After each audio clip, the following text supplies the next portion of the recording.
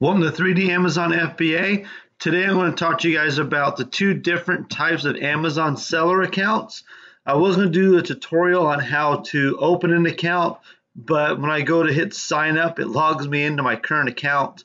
So if you are interested in opening an Amazon seller account, just Google search, open Amazon seller account, and I think it gave Shopify ad first and then went to the proper page to open up an Amazon seller account. So for those of you that have been watching regularly, I'm going to put out another video later today about like my normal Sunday video about 5 things I sold in the last month that were profitable. I'll put that out this afternoon. Sorry I didn't do it this weekend. I was out of commission this weekend. I hurt my back and I slept funny or something, hurt my back. I was in bed for 2 days.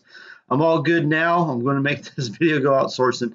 So before I get into it, make sure you guys like and subscribe to the channel. I really appreciate it. It really helps me out. So those of you interested in opening up an Amazon account, there's 2 different kinds. I forget what they call. I think it's you have the Pro account. So what the Pro account is they charge you $39.99 every single month to sell on Amazon. It's a fee that you charge every month. And this is what you want to use if you are doing FBA, especially if you plan on selling any volume. So if you're going to sell more than 40 items a month, you desperately need to have the Pro account. And the reason for that is Amazon, the other kind of seller account you can have, Amazon charges $1 per item you sell. So if you sell 40 items in a month, it makes sense to get the Pro account, because if you sell 41 items, you just paid Amazon an extra $1 more than you needed to, because they already get you for fees and stuff like that. But you need to get the Pro account if you sell more than 40 items a month. The other account, I forget what it's called. I never did that because I always planned on doing volume. So the other one, like I said, they charge you $1 per month or per item you sell.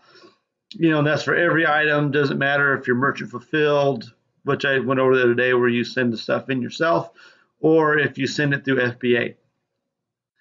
So once you open up your account, I recommend doing the Pro account. You'd be surprised how fast you can sell 40 items. I sell about 60 or 80 items every day. At what I'm doing now, I've sold as much as 100 on average. Like during Christmas time, you could easily sell 100 items a day if you have enough product and enough money to send in that much product. But if you just want to dabble, maybe sell in a few books, or kind of play around a little bit and sell 20, 30 items a month, then the $1 per item, I just can't remember what they call it, would be best for you. So once you open up your account, what you should expect, say you send in this water bottle. So Amazon has fees for everything.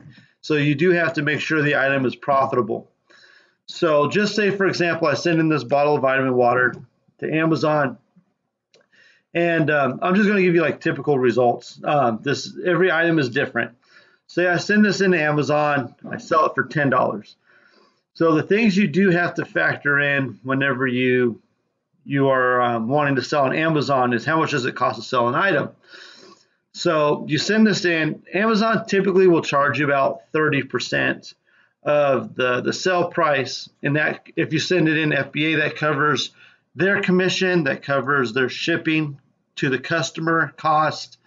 Those are the 2 main fees that you pay Amazon for the item. So you'd get, say, $6.50 back, roughly on this item. So there's other fees that you do have to consider. They charge you a storage fee. It's based off cubic feet. I've never really cared enough to figure out the exact cost of that, but it's pennies per item, like 2 or 3 cents per item to store it for a month, because they do charge you a full month for every item that you send into Amazon. You have to pay shipping to Amazon, which is way cheaper than it is to ship to the customer.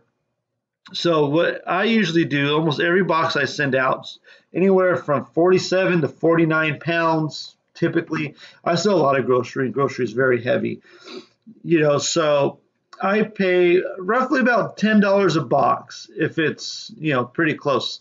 Like where I'm sending is about a 6 hour drive from where I live, 5 to 6 hour drive, and I pay about $8 to $10 a box when it's that heavy.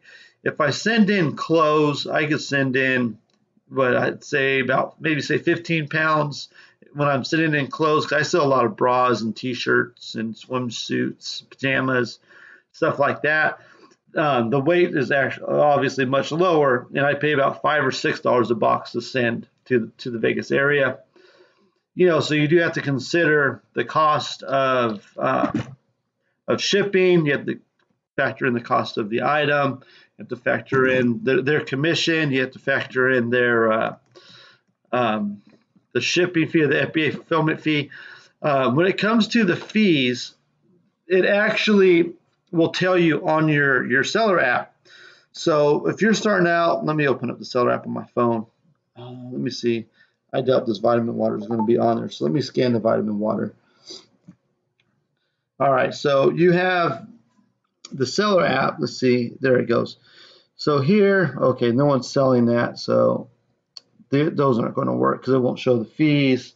Let's see. Let me just type in something here to give you guys an idea, because Amazon will tell you how much it costs for the fees to ship into them. So for example, I just typed in Marvel, got this t-shirt. So if you're going to send something Amazon fulfilled, let me see it picked up. You'll see that top line $19.98 is the current price. $7.27 is how much Amazon's going to charge you for their fulfillment fee and their commission fee. So your net proceeds is $12.71. So say you buy the shirt for like $8. Here you just type in the $8 or whatever it is, and that's your net profit on the item. So Amazon does show you what your fees are going to be and everything when you go to scan the item. Like if you go to Walmart, for example, I do a lot of Walmart sourcing. You scan the item, and then you just put in the cost of the product, and you'll see your net proceeds. So it is really easy to figure that out. But whenever you're selling products, you do have to be well aware of the fees and the cost of items. Like I send in grocery bundles. Like say I send in like 4 flavors of vitamin water. I have to use bags, poly bags that you put in there, and you have to get the ones that have the choke warning on it. Don't put this bag over your head or you'll suffocate, kind of thing. The suffocation warnings. So those cost me a couple pennies each. You have to put.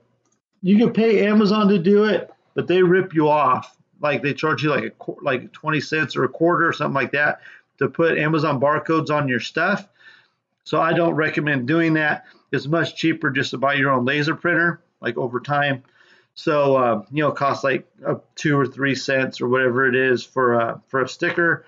Actually, I don't even think it's that much, but it costs say a penny, 2 pennies, and all this expense adds up. If you use shipping boxes, like I buy my boxes at Lowe's, that adds up. Like I spend $1,000 a year on shipping boxes.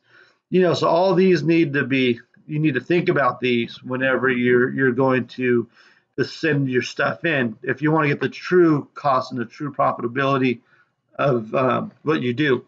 I recommend whenever you're selling on Amazon to mainly do not profitable quantity. Like think of more stuff than big dollar items.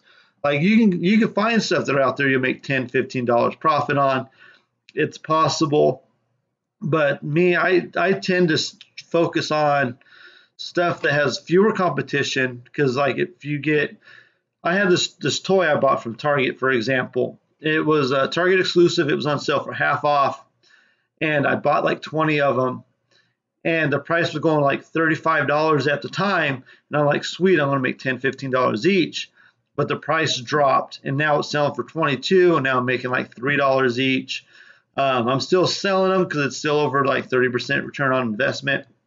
But it's that happens a lot with these items that you think are you're going to make $10, $15 on, and then suddenly the price just tanks overnight because this is a free market, and people adjust prices all day, every day on pretty much every item. So so I tend to stay with stuff where the prices don't fluctuate so much. I'm happy to spend $4 to make $2.50, and I pretty much do that. And I do find items where I do make $10 or $15 each on. And it's always exciting when you find those items, and it's great, and it keeps you motivated to go looking for more.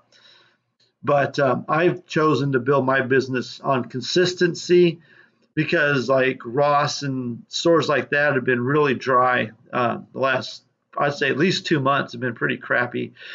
And if you base your business model on finding the good toys at Ross and Burlington Coat Factory or wherever, then whenever they just don't have good toys in, it really, really could wreck your business. So, that's what I've got for you guys today. Just want to make you aware of the different kinds of Amazon accounts and all the fees that go along with Amazon.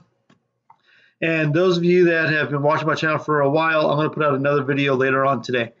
Thank you for watching.